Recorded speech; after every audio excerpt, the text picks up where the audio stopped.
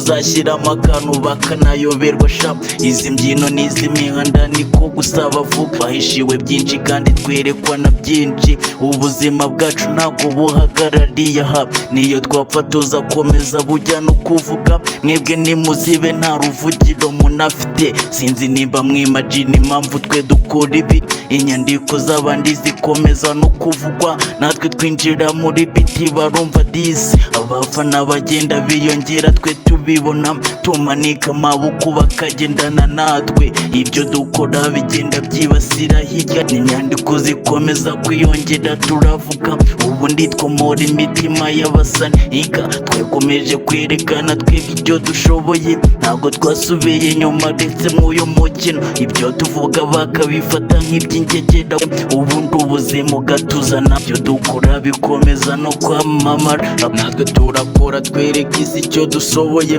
Gusubira inyuma tubigira kirazira sha, amakosa yacu ahinduka ibisubizo. Nikamvuga kugira ngo uzabashe kwibasira isi, amahanga akomeza kubona icyo dushoboye. Wabona n'icyorezo nabizi, ariko se sinzi koko nimba ariko mbizi. Wecyo uvuga kuzi burya nta nubwo uba ukizi.